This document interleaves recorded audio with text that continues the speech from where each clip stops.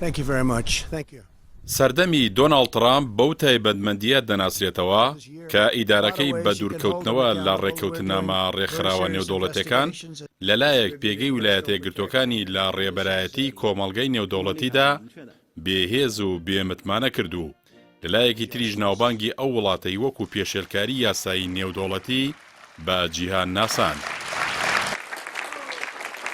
بۆیە قۆناغی بایدن دەبێ قۆناغی گێڕانەوەی متمانە بێ بۆ پێگەی ڕێبەرایەتی ئەمریکا لە سیاسەتی نێودەوڵەتیدا.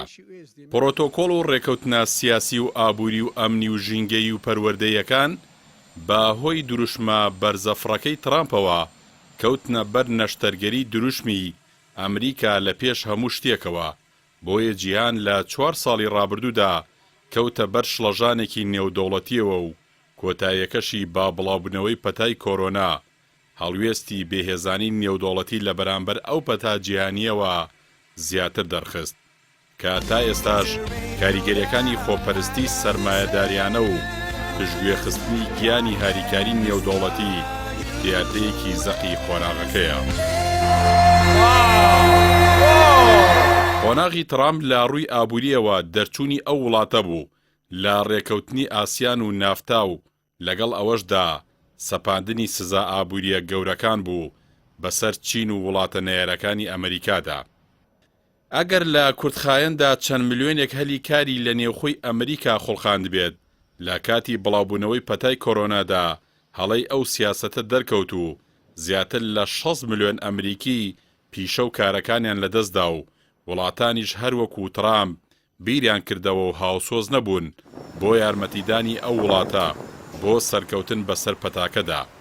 بۆیە ئێستاش بەرزترین ڕێژەی توشبوون و مردن لە ویلایەتە یەکگرتووەکاندا تۆمار دەکرێت و بایدن بەنیازە نزیکەی 2 تریلیۆن دۆلار بۆ ڕوبەڕووبوونەوەی ئەو پەتایە تەرخان بکات کە لە ئاکامی ئابووری خۆپەرستانەی سەرۆکی بازرگانەوە دروست بوو.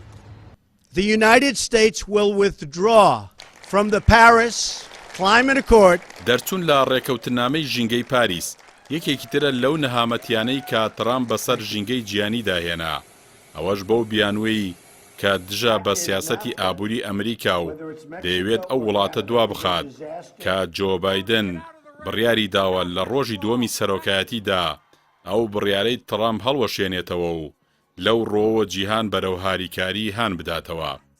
بێهێزکردنی پەیمانی باکووری ئەتڵەسی لەو کاتەدا کە هەژمونی رووسیا لە خۆرهەڵاتی ناوەڕاست و ئەفریقیادا دەرکەوتووە گورزێکی تری ترامپ بوو لە هاوپەیمانێتی ئەمریکا و ئەوروپا و بێمتمانەکردنی سیاسەتی نێودەوڵەتی کە بایدن سوورە لەسەر گەڕانەوە بۆ هاوپەیمانێتی نەریتیانەی دەیان ساڵە لەگەڵ ئەوروپادا هەر بۆیە ڕێبەرانی ئەوروپا بە گەشتبینیەوە دەڕوانە قۆناغی بایدن.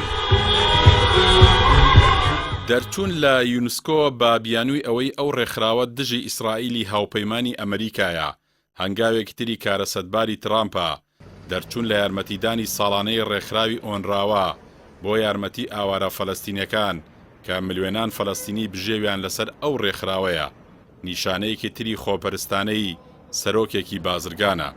دەرچوون لە ڕێکخراوی تەندروستی جیهانی بە بیانووی لایەنگری چین لادانێکی تری ئەو ئیدارەیە بوو لە پێگەی بەڕێوەبەرایەتی جیهان لەوانە خراپتر دەرچوون لەو ڕێکەوتن و بڕیارانەی ئەنجومەنی ئاسایشی نێودەوڵەتی کە ئەمریکا بۆ خۆی داڕێژەریان بوو وەکو پێدانی مافی خاوەندارێتی جۆلان بە قەوارەی زایۆنستی و گوێزانەوەی باڵۆزخانەی ئەمریکا بۆ قودس بەبێ گوێدانە یاسای نێودەوڵەتی.